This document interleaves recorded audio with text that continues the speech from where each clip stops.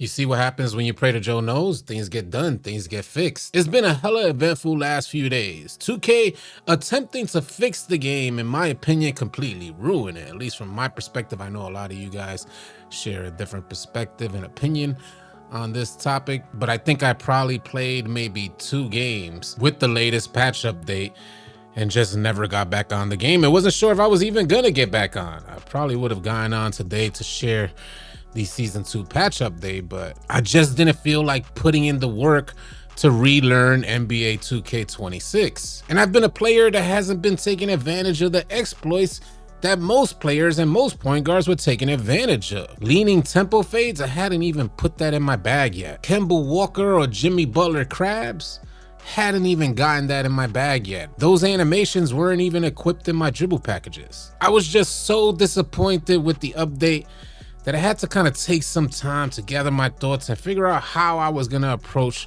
this new version of 2K26. Now I know I didn't give it enough time, but I'm glad I didn't, because it looks like 2K is reverting gameplay, at least in regards to dribbling, right back into the way it was. Now I gotta keep it a buck here, because if I learned anything from 2K over this past week, is that 2K can completely change the game in front of us, like a night and day experience. There's one version of 2K pre-patch, and there's a completely different version post-patch. And I have some feelings behind this. It makes me feel uneasy. I don't feel secure in my purchase of NBA 2K26. It makes me lose just a little more trust in 2K and the 2K dev team. I mean, seriously, we gotta keep it a buck. Pre-patch defense was almost non-existent, and this led to a ton of players just taking advantage of exploits like tempo fades and spamming escape animations till they got a crab and a free shot. And although I personally wasn't in agreement with the change that they made, for the sake of balance, I was willing to accept some changes. But the changes that were made were just completely over the top. How do you go from being able to dribble the clock away, defense damn near irrelevant in regards to on-ball steals, to then barely being able to put the ball on the ground, and the defense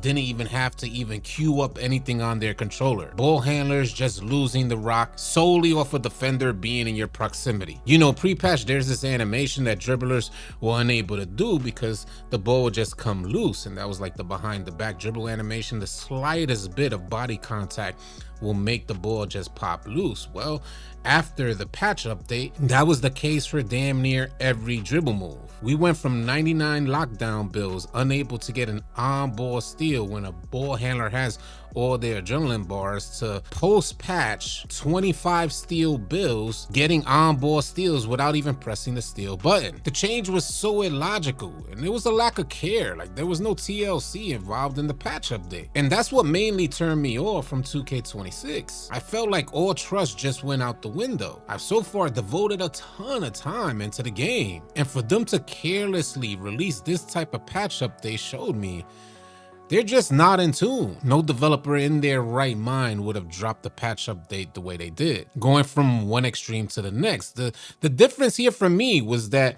pre-patch, although dribbling may have been considered excessive, the defense did have a solution and an answer. They had to play containment until that ball handler started losing adrenaline bars. And when that ball handler lost all 3 adrenaline bars, the chances of getting an on-ball steal for defenders greatly increased. There was logic to it, and there was rhyme and reason. And post-patch, there was none. No logic, no rhyme or reason for getting on-ball steals. Simply just move your player next to the ball handler with your left stick, and the ball just comes loose. And this change not only disrupted ball handlers from moving the rock up the court, it also disrupted pacing. The whole pacing of the game slowed down. Pace at which a ball handler can move the ball up the court was changed dramatically. And after 2K made these changes and received the heavy response from the 2K community, they've had to revert everything damn near back to the way it was before they even dropped the patch in the first place. They wanted to patch rhythm shooting,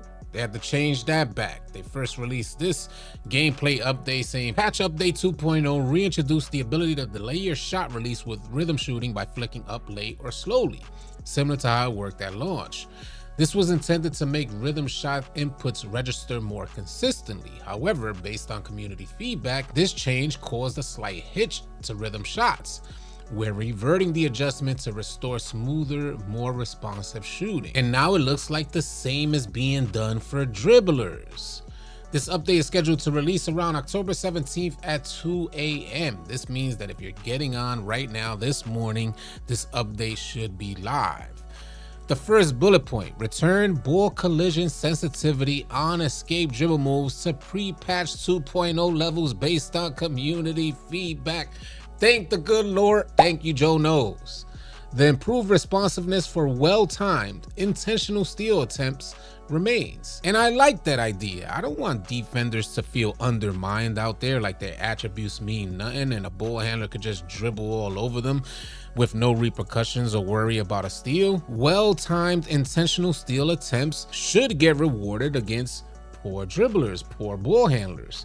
The next bullet point down: updated the shot meter to properly reflect the green window bonuses of the poster machine takeover ability. A lot of people were complaining that there's damn near no other offensive takeover to use but Bomber. As you guys know, the blur takeover has been patched. I'm gonna probably give poster machine a shot today, and I'll keep you guys updated in one of the live streams. Next bullet point down: resolve the reported hang that could occur when attempting to load a My Career save. Last bullet point on this update says fix the hang following a press conference in the Out of Bounds storyline. So after all of these changes, 2K ends up reverting things back to how they were pre-patch. And maybe there's just some slight adjustments that will help create the balance that we wanted in the first place. But still, there remains that loss of trust. I don't have the trust in 2K to just get it right. In fact, I even told you guys prior to the patch that I would prefer 2K just leave the game alone because they've been known to do the most. We ask for one thing and they give us the extreme, and then blame us for asking for balance. We're not gameplay developers. The good majority of us don't know anything about coding. We just play the game and offer our opinions. You know, one thing that really irks me when I get to thinking about it is that you know how many players done created builds post-patch? Everybody bringing their 99 lockdown, 99 perimeter builds out. It's just like in the beginning of the year when 7.4s were going crazy. You know how many people dropped money to create a 7.4 build? 2K out here playing games with people's pockets. And I know some of you guys are thinking, well, it's 2K. You shouldn't have gone and just made a build. They were surely gonna patch this stuff. Well, not everybody is as connected to knowing 2K like we do. You got players out there who don't even know about patches or don't even know the 2K ways. They could have just gotten the game and created a build for the game that was in front of them without even knowing that 2K intended to change the game completely from whatever they were experiencing at that particular moment. I feel like there has to be some certain level of regulations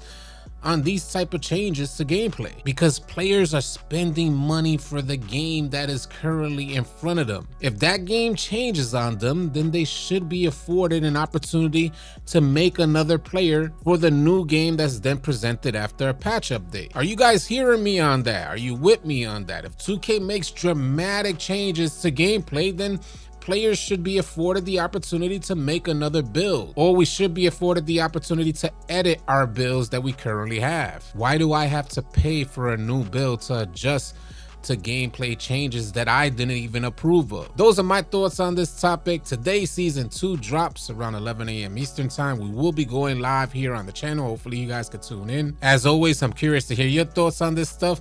Share them in the comment section below. If any of you guys are new here, consider dropping a like and a sub on your way out, and I'll catch you guys on the next video. Easy, y'all. If you guys are tired of running with randoms and you're looking for players to run with on NBA 2K, come on out and join the AllCity 2K Discord. The link will be in the description below. Find players and get runs now. Drop a like and drop a sub on your way out. Leave your thoughts and comments in the comment section below. I'll catch you guys on the next video. Easy, y'all.